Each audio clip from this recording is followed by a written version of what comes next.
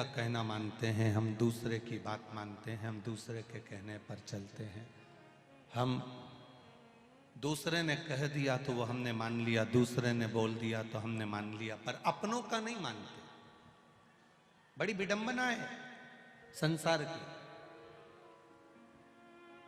बहुत बड़ी विडंबना।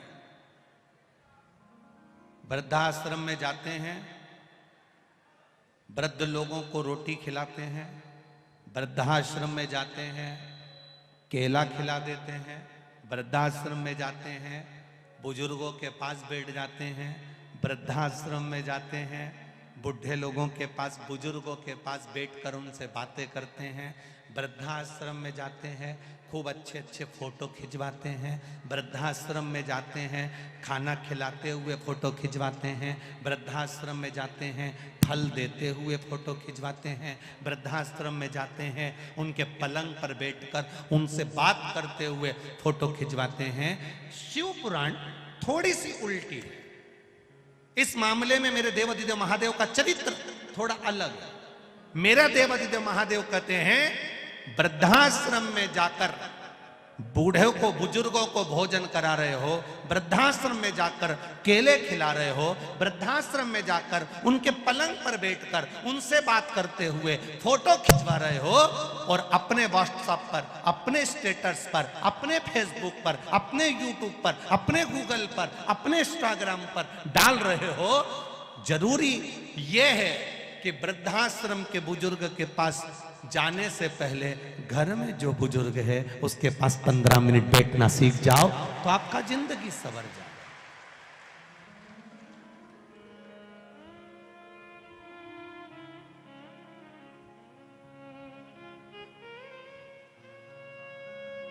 घर में बुजुर्ग बैठे हैं, घर में बुजुर्ग विराजमान है, वो इंतजार कर रहे हैं कि 5 मिनट मेरा बेटा मेरे पास बैठे, मेरे से मेरे दिल की बात करे।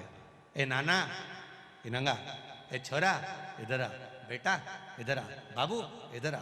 वो बिठाए, ये दौड़ के चले जाए। मम्मी टाइम नहीं है, पिताजी समय नहीं है, भागा भागा भागा भागा, बस यहाँ जाए वहाँ जाए, दोस्त के जाए, काम पर जाए, धंधे पर जाए, बिजनेस पर जाए, फैक्ट्री पर जाए, यहाँ जा वहाँ जा, पूरी जिंदगी बस केवल दौड़ रहा है, दौड़।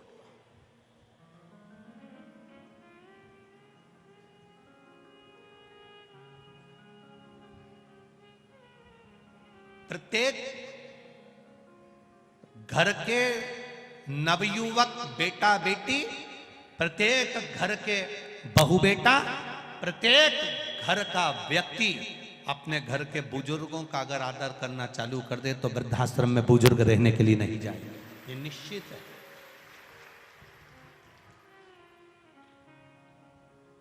दूर के ढोल, फिर लोग कहते हैं सियोर वाला महाराज मालवा में फिर ताने देना चालू कर देता है। अब तुम सोचो जरा, विचार करिएगा जरा, अपने भीतर उतारिएगा।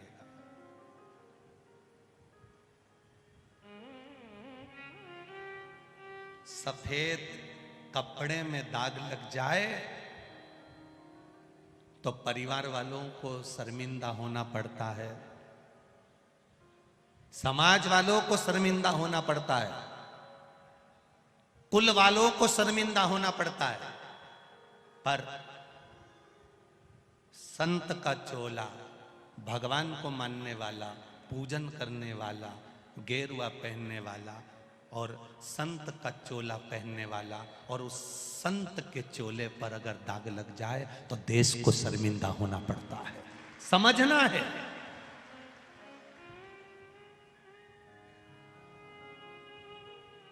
कल कथा में कहा था ढोंग की जिंदगी जीने से अच्छा है, बोलो बोलो जम के बोलो, ढंग की जिंदगी जीना चालू कर दो, तुम्हें ढोंग की जिंदगी जीने की जरूरत नहीं पड़ेगी। अब प्रसन्नता का जीवन जी।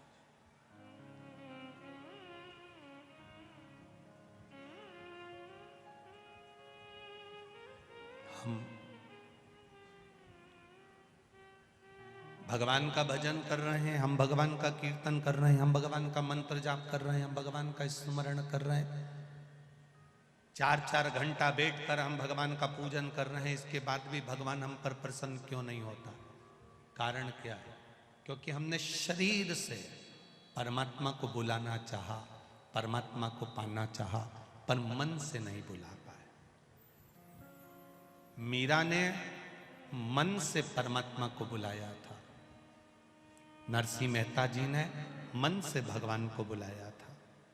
नरसिंह जी तो सांवरिया सेठ का भजन करते थे, पर उनके भाई ने जब धक्का देकर निकाला, उनकी भाभी ने जब धक्का देकर निकाला, तो नरसिंह जी सांवरिया जी के मंदिर जाना था, पहुंच गए थे शंकर जी के मंदिर में।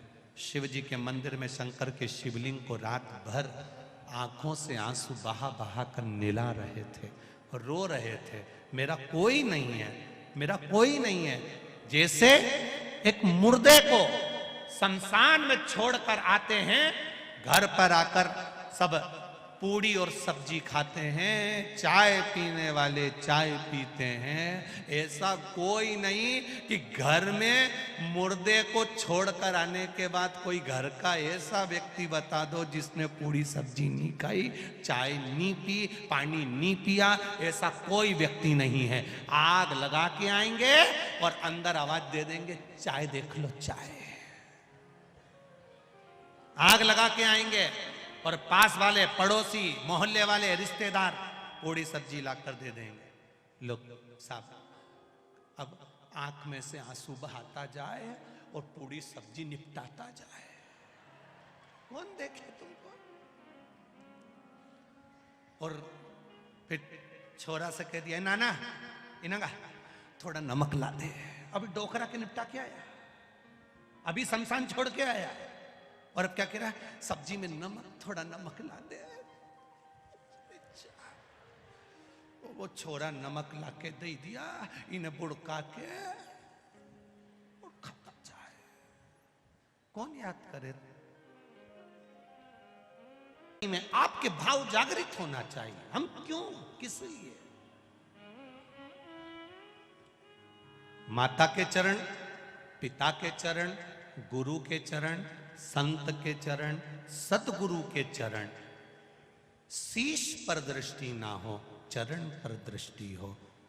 राम जी की कथा कहती है, रावण जब अंत समय में जमीन पर पड़ा था, तब राम जी ने लक्ष्मण जी से कहा था जाओ। विद्वान ने मुंह फेर लिया। लक्ष्मण गुस्से में राम जी के पास पहुंचा और राम जी से जाकर कहा कि रावण को बहुत अभिमान है, उसने मुझे देखा और मुंह फेर लिया, उसने मुझे देखकर मुंह फेर लिया। इतने में राम जी ने कहा, लक्ष्मण रावण को अभिमान नहीं है, अभिमान तो तेरे भीतर भरा हुआ है। गुरु के पास जब ज्ञान लेने के लिए जाते हैं तो उसके सिर के पास नहीं बैठते, उसके चरणों में जाकर बैठते हैं। जा उसके चरण में जाकर